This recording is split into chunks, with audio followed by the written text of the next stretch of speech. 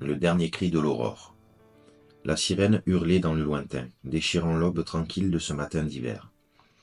Pavel se tenait sur le balcon de son petit appartement à Varsovie, regardant la lumière naissante teinter les immeubles de nuances de rose et d'orange.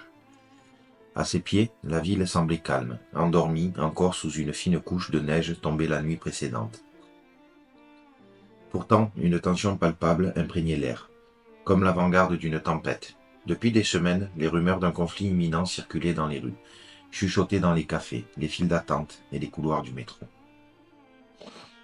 Les nouvelles étaient alarmantes. Des mouvements de troupes le long des frontières de la Pologne, des exercices militaires de plus en plus fréquents, et des discours enflammés des dirigeants des deux côtés.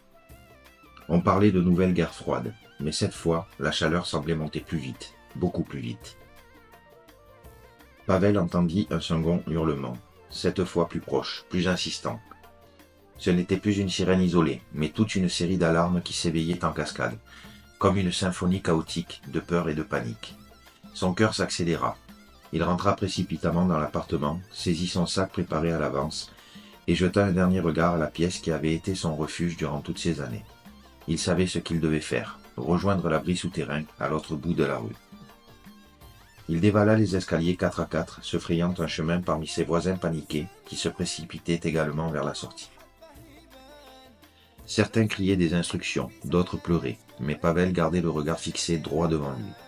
Une fois dehors, la glacée le frappa en plein visage. La neige crichait sous ses pieds alors qu'il courait vers l'entrée de l'abri. Un vieux bâtiment de béton gris, vestige de la guerre froide, reconverti depuis des décennies en parking souterrain.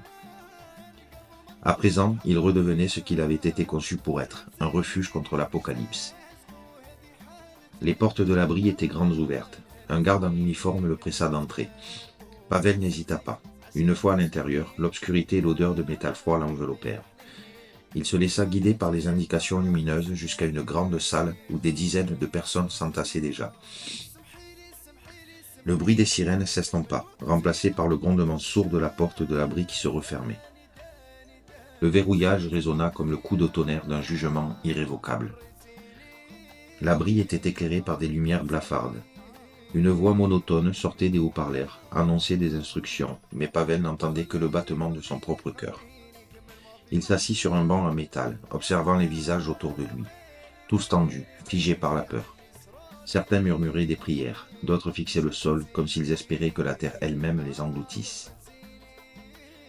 Un vieil homme à sa gauche semblait en proie à une crise de panique, tremblant de tous ses membres.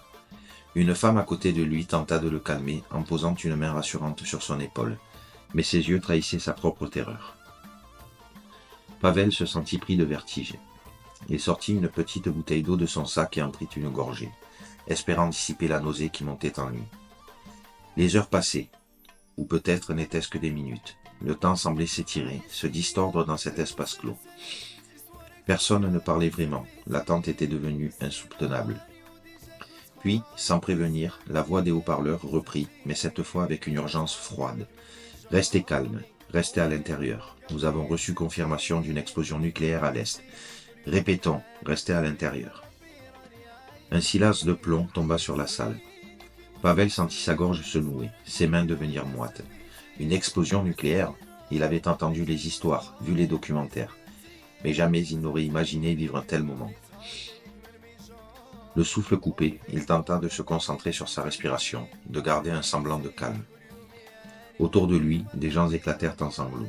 Une femme se mit à crier le nom de ses enfants, suppliant le ciel de les protéger. Les minutes passèrent comme des siècles.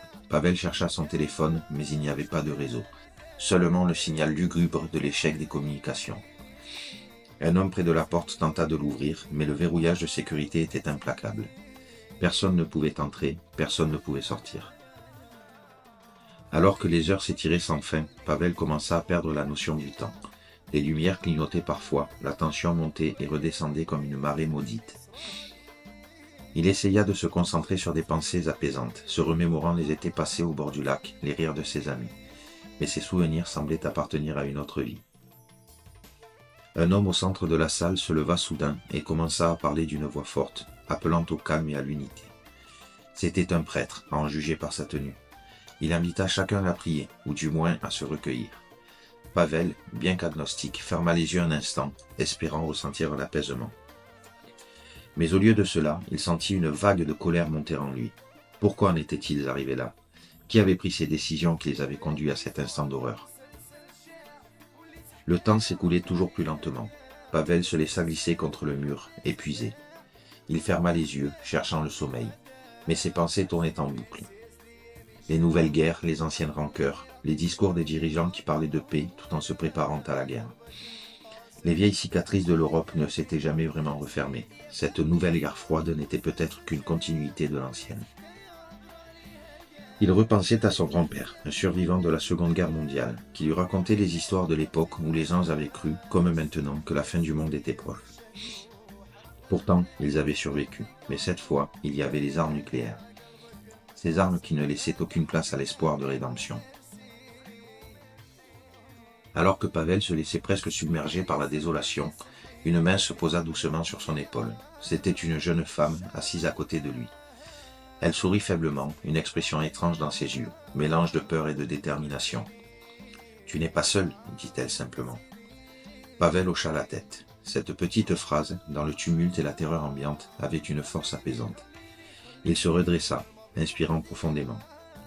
Peut-être n'était-il pas seul, peut-être n'était-il pas condamné. Tant qu'il y avait une chance, une lueur d'espoir, il fallait s'y accrocher. Les heures continuèrent de s'étirer. Une équipe de secours était censée arriver.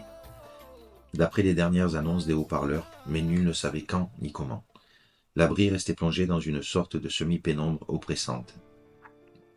La tension restait palpable, mais Pavel sentit qu'il n'était plus paralysé par la peur. La jeune femme restait à ses côtés et ils échangèrent quelques mots sur leur vie, leurs espoirs.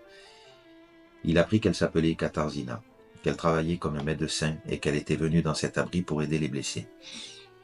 Finalement, après ce qui sembla une éternité, le grincement des portes de l'abri retentit. Un groupe de soldats entra, masqués et équipés de combinaisons de protection. Ils commencèrent à distribuer de l'eau, des couvertures et à évaluer l'état de chacun. Un soldat annonça que la situation à l'extérieur était toujours incertaine, mais qu'il serait transféré dans un autre lieu plus sécurisé. Pavel regarda Katarzyna et serra doucement sa main. Peut-être qu'ils avaient encore une chance de sortir de cet enfer et de reconstruire quelque chose. Pavel suivit les autres vers l'extérieur. La lumière du jour semblait presque agressive après des heures d'obscurité. Le paysage qui s'offrait à lui était méconnaissable, un chaos de béton, de fumée et de ruines. Mais il y avait des survivants, des gens qui se tenaient debout, malgré tout, prêts à affronter ce qui viendrait ensuite. Il inspira profondément. La guerre avait pu briser beaucoup de choses, mais elle n'avait pas encore brisé leur esprit. Il serra plus fort la main de Katarzyna et s'avança, avec les autres, vers l'incertain horizon d'un nouveau jour.